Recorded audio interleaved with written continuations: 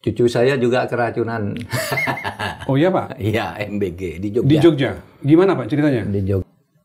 Perlu diperbaiki, tata kelolanya ini kan tidak jelas ya. Perlu atau mendesak diperbaiki? Mendesak. Mendesak. Sangat perlu mendesak diperbaiki tata kelolanya. Karena banyak pertanyaan-pertanyaan di bawah. Sebenarnya penyelenggara di bawah itu siapa?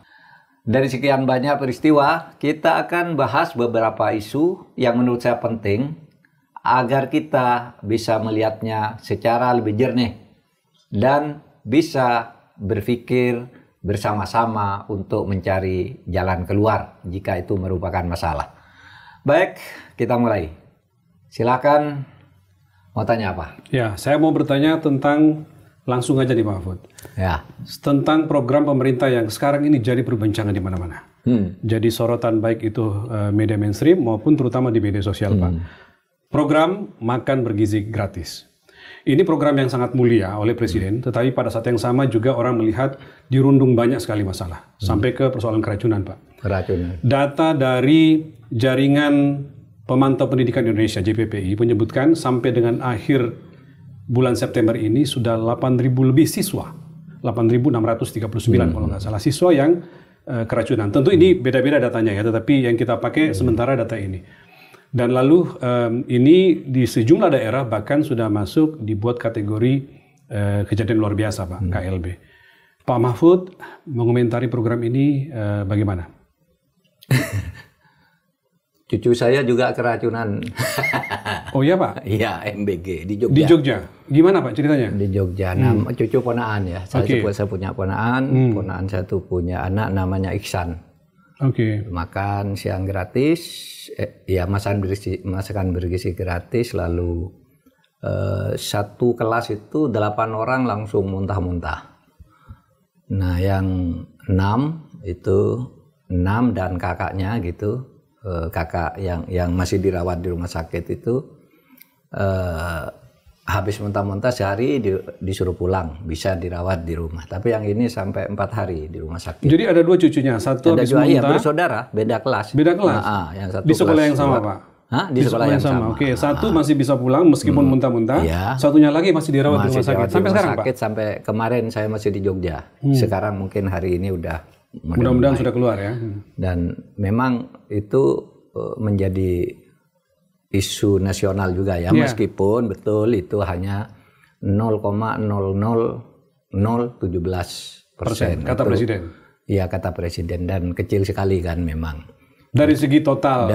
Dibandingkan dengan total yang katanya sudah dicapai sekarang 30 juta makanan yang sudah keluar. Tapi kan juga jutaan pesawat terbang di dunia ini lalu lalang setiap hari, kecelakaan satu aja tidak sampai 0,100%. Orang sudah ribut karena itu menyangkut nyawa kan? Menyangkut kesehatan. Ini jadi bukan persoalan angka Pak ya? Jadi bukan persoalan angka, ini harus diteliti lagi apa masalahnya. Tapi begini Mas Rizal, program makan bergizi gratis ini adalah satu program yang paling bagus, mulia menurut saya, karena kita bayangkan banyak jutaan anak-anak kita tuh yang tidak bisa makan. Mungkin saya bayangkan ketika saya kecil dulu di tahun 60-an kan sulit sekali cari makan itu. Makan yang bergizi sulit.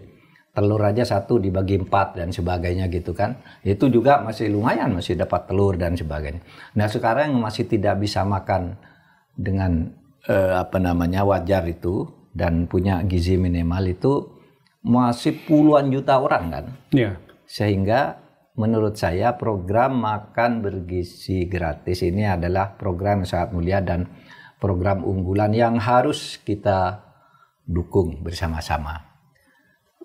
Bisa difahami meskipun harus diatasi. Bisa difahami kalau terjadi kesalahan-kesalahan sampai 0,0017.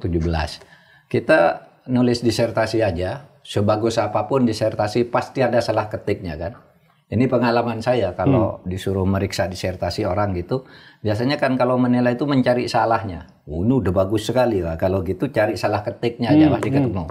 Pasti ada. Analoginya bisa begitu ya? Iya, iya. Saya dosen jadi tahu setiap tulisan sebagus apapun kalau mungkin salah tanda kutipnya, salah huruf miringnya gitu. Nah ini bisa kita pahami dulu untuk tahap awal ya. Tetapi memang perlu diperbaiki, tata kelolanya ini kan tidak jelas ya.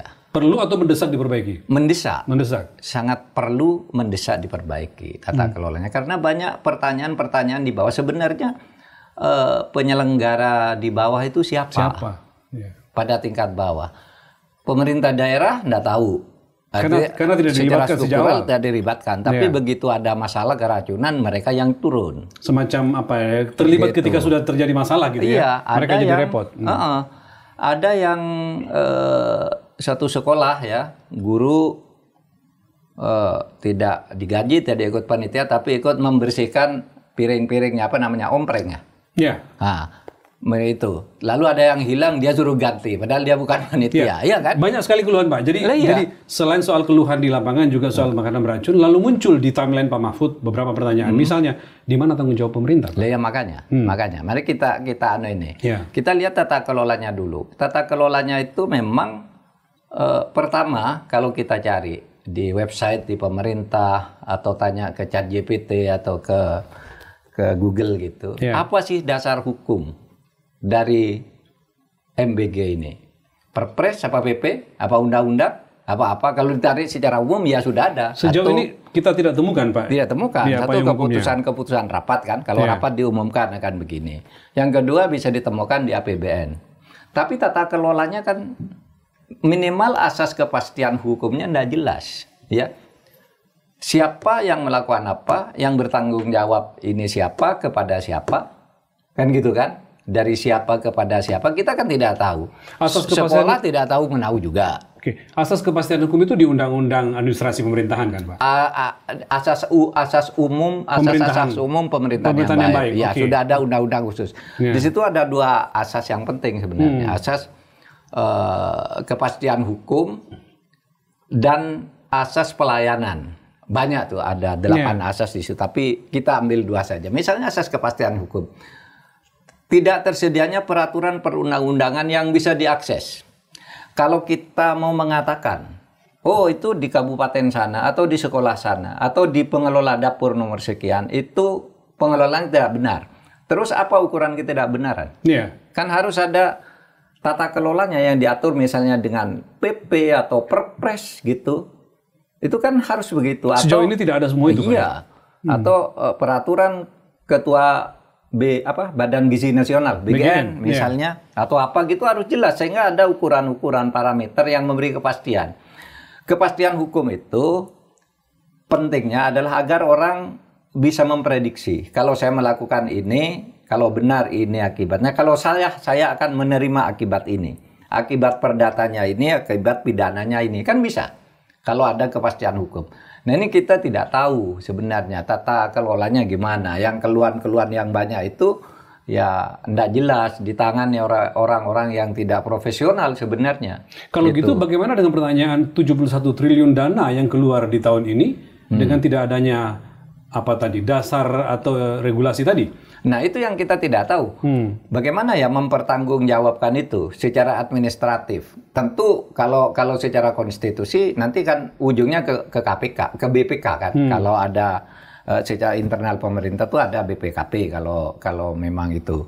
Tetapi kalau secara konstitusional kan ada BPK yang memang itu. Tetapi tetap BPK pun kalau memeriksa itu kan selalu menanyakan nomenklatur dan dasar hukumnya mengacu kemana gitu Pak mengacu kemana Kepres apa Kepres apa Perpres apa PP, nomenklaturnya apa, cantolannya ke undang-undang APBN apa, kemudian kaitannya dengan undang-undang keuangan negara apa, lalu kaitannya dengan ini tadi